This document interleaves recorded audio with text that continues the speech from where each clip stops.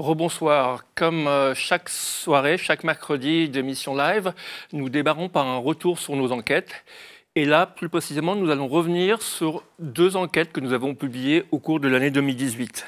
La première est en fait un livre qui est le résultat de 5 années de travail d'un journaliste hollandais, Olivier von Biemen. Bienvenue. Merci. Vous avez travaillé 5 ans principalement sur Heineken en Afrique. Le brasseur hollandais Heineken, une des multinationales les plus connues au monde.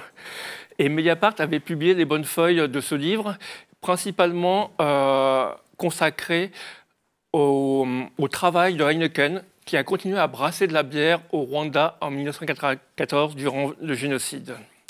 Nous accueillons également Robert Schmitt, journaliste indépendant et cofondateur du site We Report. Nous avions publié votre enquête sur Mediapart à propos de Vittel, l'eau de Vittel, qui appartient à Nestlé Waters, qui elle-même appartient au groupe suisse Nestlé. Et dans cette enquête, vous racontiez comment, en fait, la nappe phréatique autour de la ville de Vittel était pompée par l'eau minérale de Vittel, et ce, au détriment des habitants qui étaient contraints de se fournir ailleurs. Donc nous allons discuter de tout ça, éclairer ces deux enquêtes.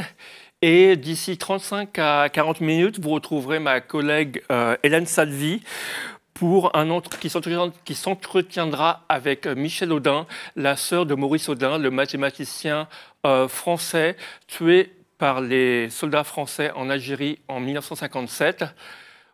Cette semaine, 61 ans après les faits, le président de la République française a reconnu la responsabilité de l'État dans cet assassinat. Mais pour commencer sur un sujet que je ne vais pas qualifier de plus léger, mais je dirais de plus pétillant, on va démarrer sur Heineken en Afrique. Alors, il se trouve que moi, j'ai beaucoup voyagé pour mes reportages dans le monde, notamment en Afrique, et j'en étais arrivé à savoir qu'il y avait deux constantes dans tous les pays où je me retrouvais, c'est qu'il y avait toujours des pigeons qui étaient identiques à Paris comme ailleurs, et il y avait toujours une bière locale. Et naïvement, je pensais que c'était des brasseurs locaux, jusqu'à ce que je découvre, notamment grâce à votre livre, qu'en fait, ces brasseurs locaux appartiennent généralement à des grands groupes. Il y en a 3 très connus dans le monde, c'est SAB Miller, AB InBev et Heineken. Et Heineken a spécifiquement choisi de se développer en Afrique. Pouvez-vous nous expliquer pourquoi ? Oui, l'Afrique pour Heineken, c'est vraiment une terre de prédilection. Ce qui se passe en Afrique, on dit souvent c'est le continent de l'avenir. Les niveaux du pouvoir d'achat restent très bas, ils ne peuvent qu'augmenter. Il y a beaucoup d'Africains qui adorent la bière, donc c'est vraiment c'est là où ça va se passer, où les grands combats de l'avenir auront lieu. Quand même, il est très intéressant que l'Afrique est déjà dans l'histoire. Ça a toujours été très rentable pour Heineken. Elle est présente, elle est localement implantée depuis les années 30.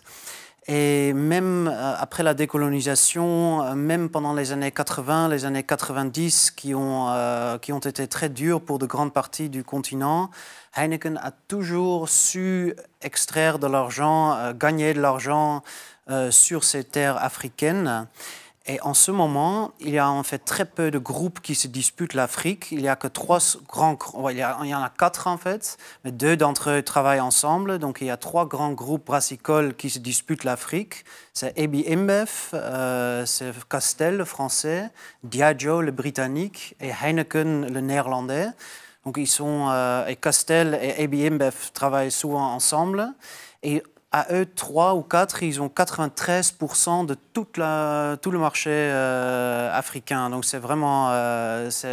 oui, il y a très peu de concurrence. C'est ça, et contrairement à ce que je pensais naïvement, voilà, que c'était des bières brassées localement, en fait, c'est des bières qui appartiennent à des multinationales.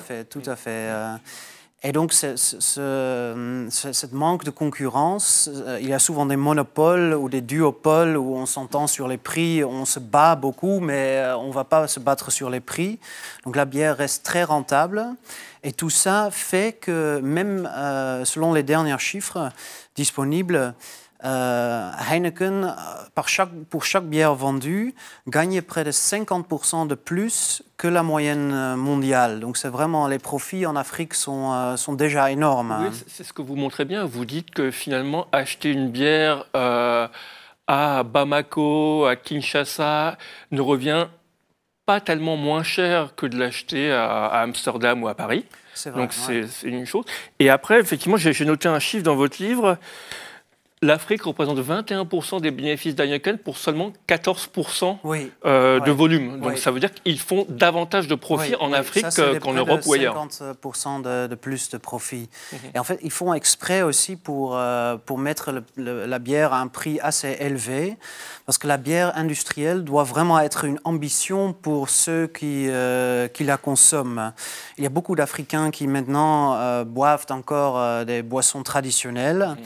Mais si c'est aux grands groupes industriels, ça sera bientôt terminé. Mais ils mettent quand même souvent les bouteilles à un prix assez élevé pour que quelqu'un qui en prenne est vraiment peut être fier de lui. Et j'ai vu par exemple au Rwanda, dans un village, quelqu'un portait une bouteille de Primus, donc c'est de la Heineken aussi.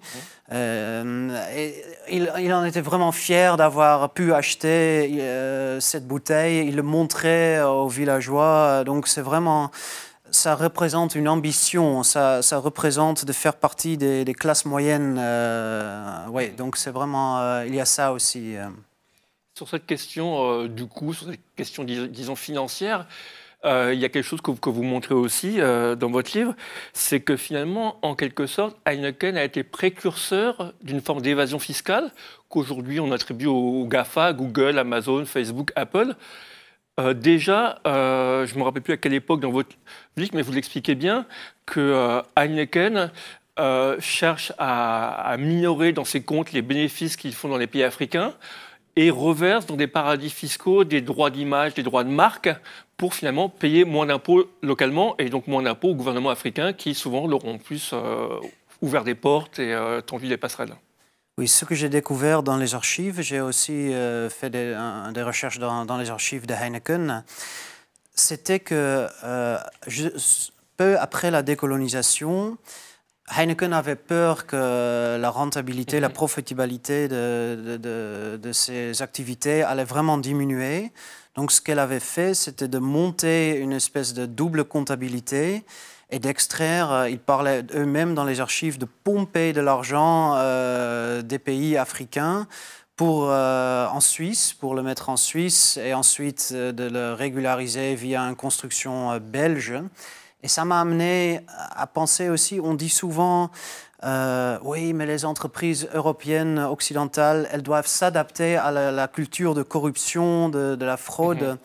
Mais là, et ça, je pense que ça mérite beaucoup plus de recherche, mais ça montre que les entreprises européennes ont en effet commencé dès le début de faire de telles sortes de constructions. Donc, est-ce que c'est la culture africaine auquel les entreprises européennes s'adaptent? Ou est-ce que les entreprises européennes ont instauré une telle culture dans des jeunes pays indépendants?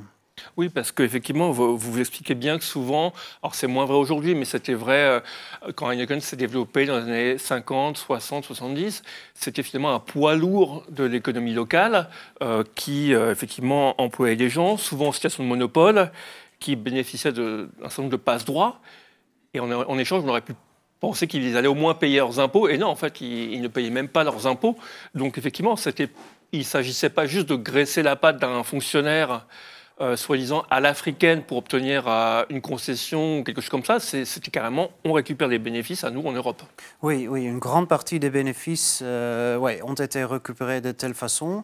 Et ce qui se passe jusqu'au jour d'aujourd'hui, parce que là, à l'époque, c'était vraiment de la fraude fiscale, il faut le prouver d'abord, mais c'était probablement fraude fiscale. Maintenant, c'est plutôt dans l'évasion fiscale, légalisée sans doute. C'est ce qu'on appelle publiquement l'optimisation fiscale. Voilà, oui. Donc maintenant, ce qu'ils font, ils ont une filiale belge, Ibecor, ça s'appelle, c'est basé à Bruxelles. Et Ibecor charge des prix souvent énormes pour des ingrédients ou pour des pièces détachées qu'il achète lui-même à un prix beaucoup moins élevé. Et c'est de cette façon qu'effectivement les bénéfices sur place sont inférieurs à la réalité.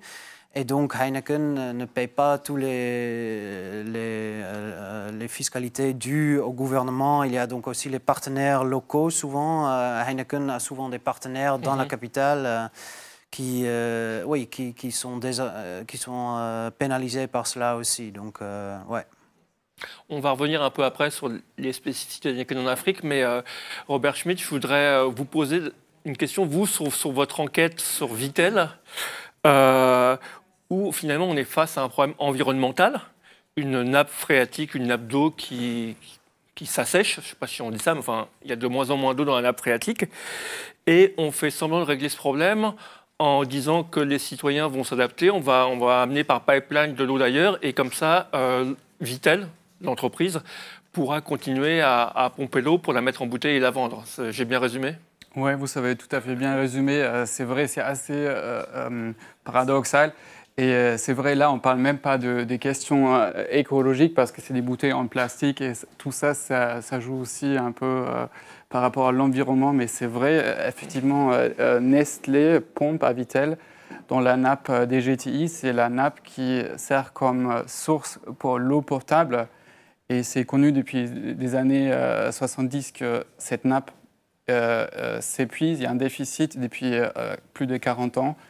Et Nestlé arrive à pomper des quantités importantes. Donc Nestlé et une autre grande entreprise est responsable pour à peu près 50% de la consommation de cette nappe annuelle. Et Nestlé, à elle seule, a à peu près, selon Vosges Nature Environnement, de 80% du déficit de cette nappe qui risque de s'épuiser. Et la solution qui a été proposée, qui n'est pas encore actée, mais qui a été proposée par la commission locale de l'eau, c'est effectivement installer des pipelines pour fournir de l'eau potable d'ailleurs, en dehors de ces secteurs, à la population qui aura droit à une eau de moindre qualité en partie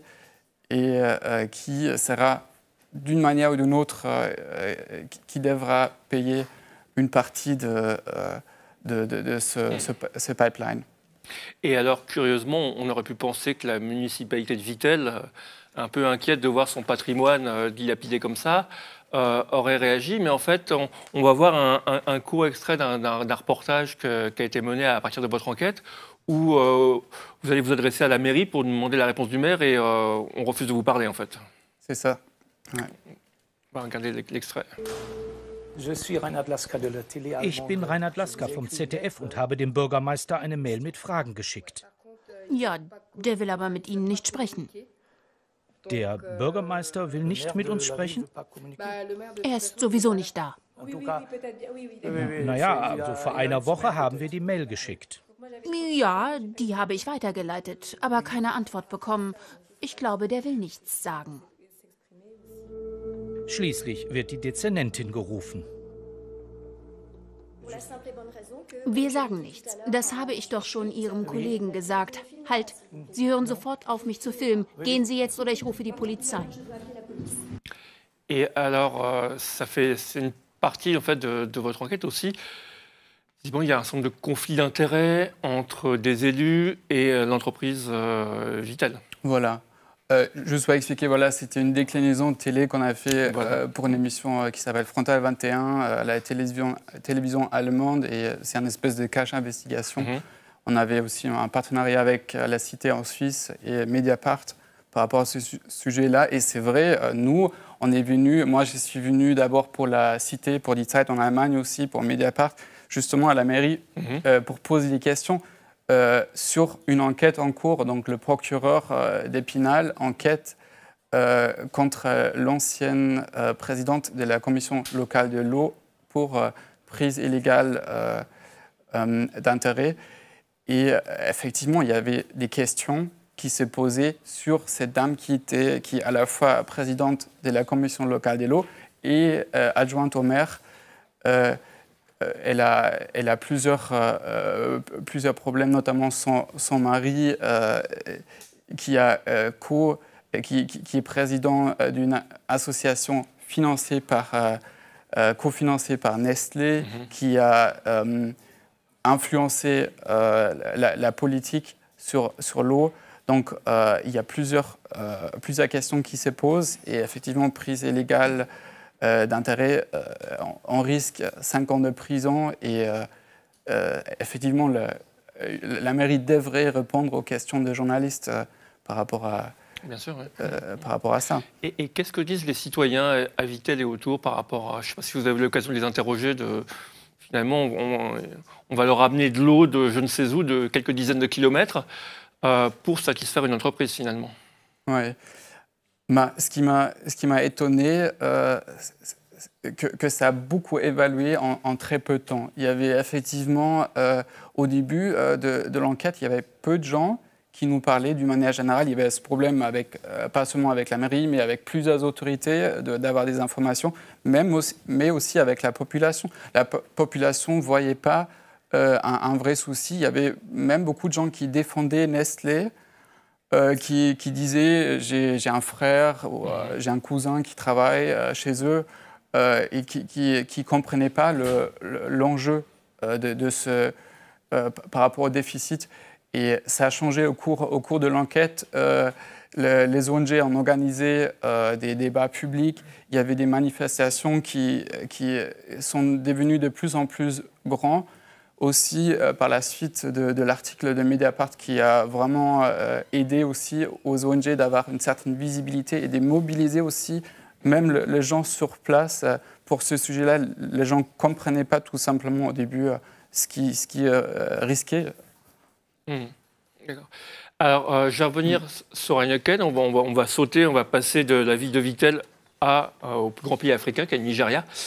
Parce que le Nigeria, finalement, c'est le plus grand pays d'Afrique, le plus grand marché pour Heineken, qu'ils ont investi très tôt. Et vous montrez tout un ensemble de ce qui se passe au Nigeria, donc pour vendre de la bière, la corruption, le népotisme, des bières envoyées sur les bases militaires du Nord, parce que le Nord étant musulman, on n'a pas le droit de consommer de la bière ouverte, donc on fait ça dans des bases militaires, des prostituées qui sont embauchées pour faire du marketing, et en fait, tout ce qu'une entreprise comme Heineken, une entreprise hollandaise, n'oserait jamais faire en Europe, en Amérique du Nord, peut-être sûrement pas en Asie ou en Amérique du Sud, en Afrique, ils se le permettent. Est-ce qu'il y a une forme de néocolonialisme à cela ? Moi, je suis toujours un peu réticent avec ce genre de terme de néocolonialisme. Mais je constate effectivement que Heineken se croit tout permis en quelque sorte. Et ce qui se passe en Afrique, c'est que malheureusement, il y a de très bons journalistes, j'en ai rencontré, mais la presse n'est pas très critique. Les journalistes sont souvent obligés de se faire payer aussi par les entreprises. Ils se considèrent plutôt comme des vendeurs de bière, même parfois, on me l'a dit littéralement. Donc il y a peu de système de contrôle. Si on parle par exemple des ONG, elles se rangent de plus en plus derrière Heineken. Ils travaillent souvent ensemble. Les politiques, les ONG, les entreprises se retrouvent dans des partenariats publics-privés. Et donc, il manque ce chien de garde qui contrôle ce qui se passe. Parce que, mettre 2500 prostituées pour soutenir une marque de bière et ensuite dire que ça renforce les performances sexuelles, ça se fait pas trop aux Pays-Bas ou en France. Et au Nigeria, on peut le faire et on peut même augmenter les ventes considérablement en le faisant. Donc... Ouais. On va peut-être voir, pendant que vous parlez des images d'un documentaire qui a été tourné justement, où on voit des jeunes femmes recrutées pour vendre à Heineken. Dans ce documentaire, on voit qu'elles parlent et elles se sentent un peu choquées d'avoir été utilisées de cette manière. Est-ce que la société civile ou des gens, quand même, quand ça va trop loin, réagissent ? Ça reste dans un stade assez préliminaire, en fait. J'ai parlé à un féministe au Kenya. Elle m'a expliqué... Oui, les femmes n'aiment pas les harcèlements sexuels, les abus sexuels, bien sûr, mais elles ne savent pas que ce n'est pas normal. C'est un peu... Avant MeToo, on considérait souvent qu'à Hollywood, c'était normal de passer par un lit de quelqu'un d'influentiel pour obtenir un poste. On ne se rendait pas vraiment compte, peut-être, on se rendait compte, mais c'était normal quand même, on n'était pas indigné. Il faut d'abord cette prise de conscience. Il faut aussi qu'il y ait des gens qui en parlent.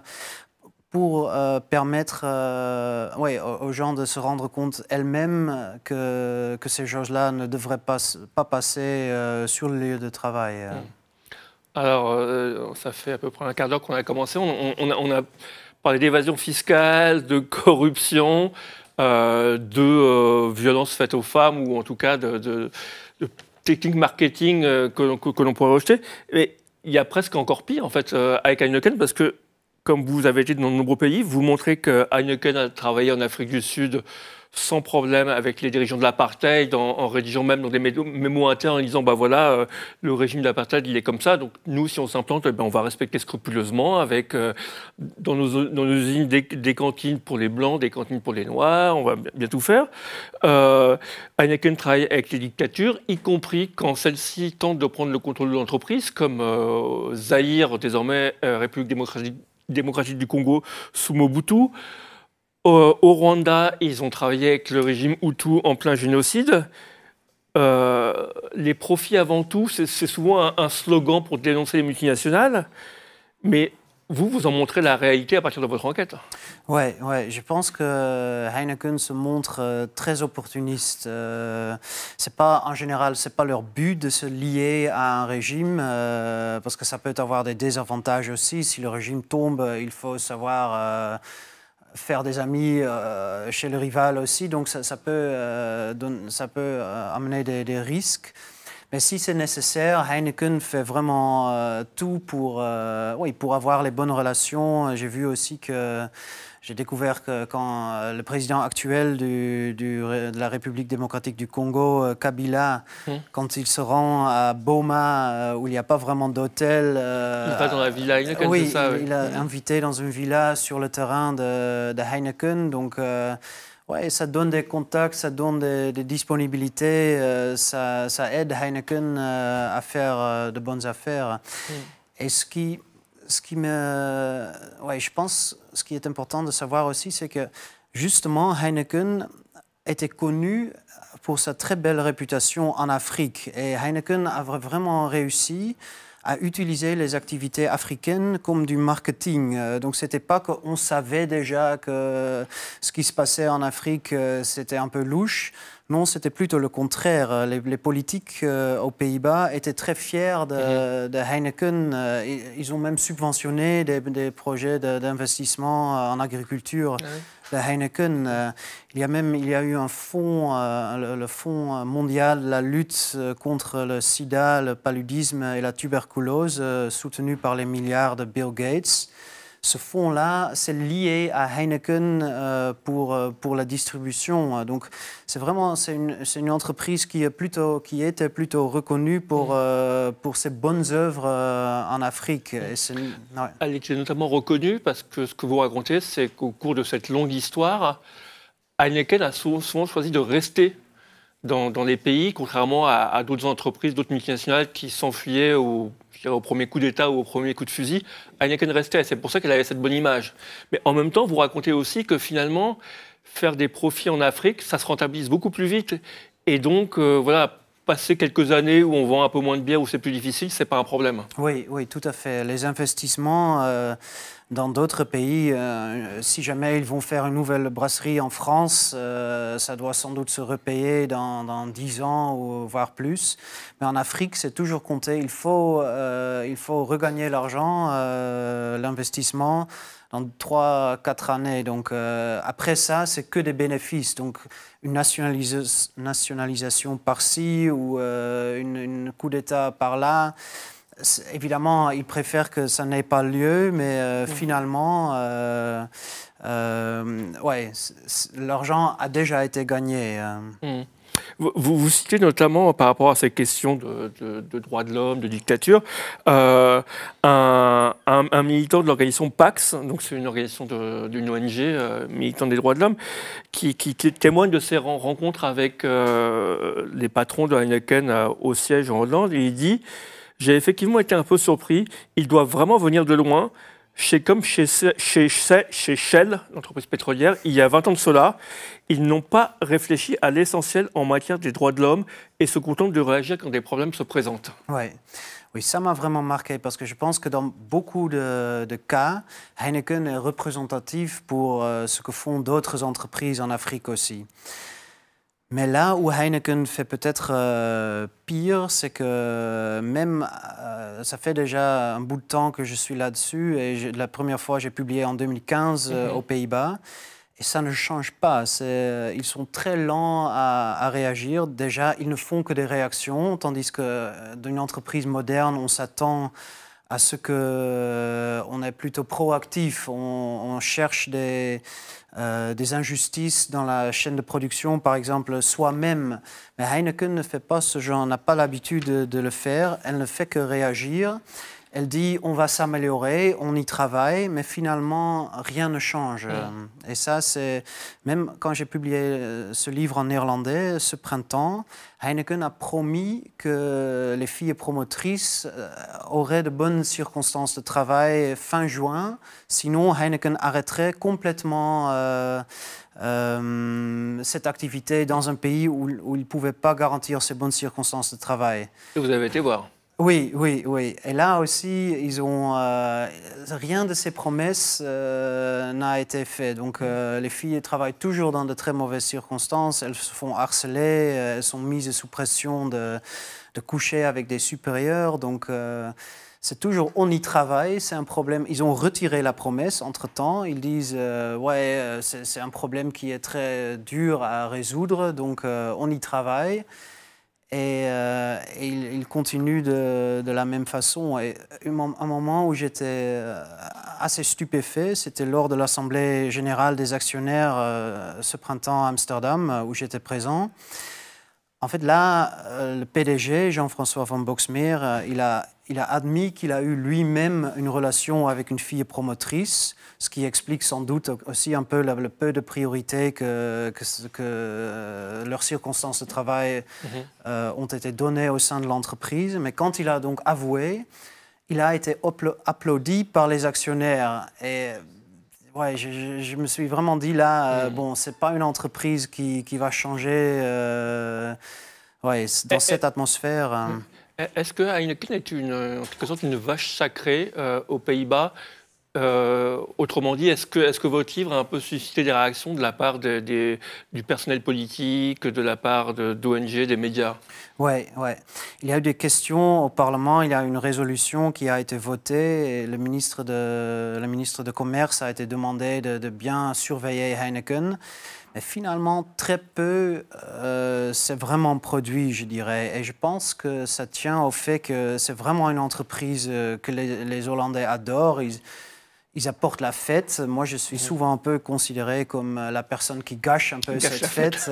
Parce que c'est vraiment, peu importe si on est de droite ou de gauche, Heineken, c'est une fierté. Shell, c'est toujours un peu sale. Ils ont toujours le NASA au Nigeria. Ils ont eu de gros scandales. Unilever, en ce moment, est très critiqué parce qu'il va y avoir une taxe qui va être abrogée pour des actionnaires à l'étranger d'Unilever. C'est une grande histoire en ce moment aux Pays-Bas. Donc Unilever, on n'aime plus l'agroalimentaire anglo-britannique. Donc Heineken, ça reste quand même pour beaucoup un des piliers qui est sans tâche. Donc c'est difficile de voir la réalité pour pas mal de gens. Robert Schmitt, vous avez enquêté juste sur un petit aspect de Vittel, donc de Nestlé Waters, mais quand on écoute et qu'on lit l'enquête d'Olivier von Biemen, ce qui est étonnant, c'est qu'on a l'impression d'avoir affaire à des caricatures de multinationales, en fait. Effectivement, oui, c'est tous les sujets qui sont abordés là. Effectivement, avec Nestlé, c'est connu, il y a des problèmes sur l'esclavage. Il y a plein d'affaires avec ce type d'entreprise. Effectivement, il y a des sujets qu'on ne peut même pas imaginer des fois qui arrivent, mais c'est, je pense, en partie les structures qui permettent d'avoir assez d'impact au niveau national ou au niveau local, une puissance économique importante qui qui n'est pas forcément la corruption, mais qui crée des structures qui font que la politique va dans le sens de ces entreprises. Est-ce que vous voyez des parallèles entre Nestlé et Heineken, notamment la place qu'occupe Nestlé en Suisse? Oui. Effectivement, c'est une grande entreprise. Après, il y a plusieurs parallèles. On en a discuté tout à l'heure par rapport à l'optimisation fiscale. Il y a des parallèles. On a discuté aussi par rapport à cette question de l'écologie, par rapport aux bouteilles en plastique. Effectivement, c'est un sujet pour Heineken aussi, pour économiser de l'argent. Donc c'est vrai, il y a beaucoup de parallèles aussi, mais la Suisse est connue pour héberger beaucoup de multinationales et effectivement, je pense en Suisse, les conditions sont encore meilleures pour ce genre d'entreprise en termes d'optimisation fiscale et aussi en termes de secrets professionnels. C'est très difficile d'avoir des informations, d'avoir accès aux archives. Ça, c'est même pas la peine d'aller chercher là. Bien sûr, j'ai demandé aussi à Nestlé, mais c'est vrai, on a droit à un communiqué de presse et on n'a pas accès à la moindre information. Ça, c'est sûr. Un des grands développements dans le monde, dans l'industrie de la bière ces dernières années, ça a été le développement de ce qu'on a appelé les microbrasseries. Sachant que les grands industriels de la bière avaient un peu raté le coche avec ça, ils se sont mis à racheter des petites bières. Mais est-ce qu'en Afrique, vous voyez, d'après ce que vous avez un peu examiné, cela prendre que des marques nationales se créent, ou est-ce que finalement les grandes multinationales ne leur laissent aucune place? Non, je pense qu'avec un petit peu de bonne volonté, on peut en fait considérer que les boissons traditionnelles, ce sont c'est un produit local, c'est un peu comme les microbrasseries, mais sur très grande échelle. Mais ce que les grands groupes font, ils continuent donc ces campagnes pour plutôt éradiquer les boissons traditionnelles, pour vraiment encourager les gens de prendre leur propre bière. Ils disent même que notre bière est mieux pour la santé. Et au Nigeria, ils ont organisé une conférence, Beer and Health Conference, ils appellent ça. Bière et santé. Oui. Donc, les études ont été mises en avant expliquant que boire une certaine quantité de bière par jour, c'était bon pour la santé. Oui. Tu vivras plus longtemps en prenant 1,5 litre de bière chaque jour. 1,5 litre. Ça aide contre beaucoup de maladies. Et ils insistent sur le fait qu'il y a des alcools très dangereux en Afrique, ce qui est vrai, mais la plupart des boissons, la bière de sorgho se tire souvent à 2-3%. C'est plein de vitamines, c'est en fait beaucoup mieux pour la santé qu'une bière industrielle. Donc, la bière artisanale, comme on le connaît maintenant en Europe et en Amérique du Nord, ça, il n'y en a pas encore en Afrique. Et donc, pour conclure un peu ce retour sur nos enquêtes, une dernière question. Vous avez écrit votre livre, vous avez envoyé le manuscrit à Heineken en leur disant « si vous voyez des erreurs flagrantes, corrigez-moi ». Ils vous ont répondu, mais ils ne vous ont pas attaqué en justice, ils n'ont pas fait d'esclandre, ils n'ont pas cherché à vous dénigrer, ils ont choisi une sorte de stratégie du silence. Oui. Ça vous a étonné ? Oui, je pense que au début, ça a assez bien fonctionné. Je pense qu'en fait, c'est plutôt pas mal comme stratégie, parce que si on attaque en justice, on rend une chose souvent plus grande qu'elle ne l'était. Ils m'ont quand même, au bout d'un moment, ça a changé un peu. Ils m'ont accordé des interviews aussi, ce qu'ils ne faisaient pas au début. Et ils m'ont aussi, quand j'ai publié sur un grand cas de fraude au Nigeria, ils m'ont quand même fortement recommandé de ne pas publier cela. Donc ils se montrent un peu plus menaçants. Mais ouais, il n'y a pas vraiment eu de menace concrète d'attaque en justice. D'accord. Ouais. Alors en fait, c'était ma dernière question, mais comme nous sommes interactifs et on commente l'émission sur les réseaux sociaux, j'ai deux questions qui surgissent sur Facebook. La première, ça s'adresse à vous, Robert Schmitt. C'est de la part de Joris Etourneau. Quel est le recours pour la population, à part essayer de parler avec le maire? Déjà, la population peut s'exprimer avec des pétitions dans la rue. Et après, il y a une consultation publique qui aura lieu encore cette année.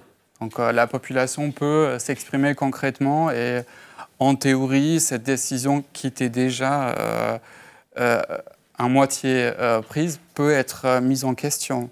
Donc c'est tout à fait possible qu'il n'y aura pas de pipeline. Hein. D'accord. Et puis il y a des élections par ailleurs, sachant que maintenant l'information est après, publique. Ouais, Voilà. ouais, c'est vrai. D'accord. Et donc ensuite, une question pour vous, Olivier Van Bieben. Est-ce que Cronenbourg est impliqué? Alors, j'ai aucune idée, Cronenbourg, je ne sais même pas à qui ça appartient. Cronenbourg, ça appartient à Carlsberg, le Danois. Danois. Et oui, ils étaient présents un petit peu au Malawi. Mais je pense que récemment, ou assez récemment, ils ont vendu à un autre groupe. Donc non, cette fois, les Français ne sont pas directement impliqués. Non, mais comme vous le disiez, le groupe français Castel oui, est un des plus importants en Afrique aussi. Ils sont au coude à coude avec Heineken pour la deuxième place en Afrique. Et probablement avec des méthodes similaires. Sans doute. Je pense que si on fouille 5 ans dans l'empire de Castel, on va trouver des choses. Donc voilà, il y a un bon sujet d'investigation pour les journalistes français là aussi. Ouais. Je vous remercie tous les deux. Merci Olivier, merci Robert.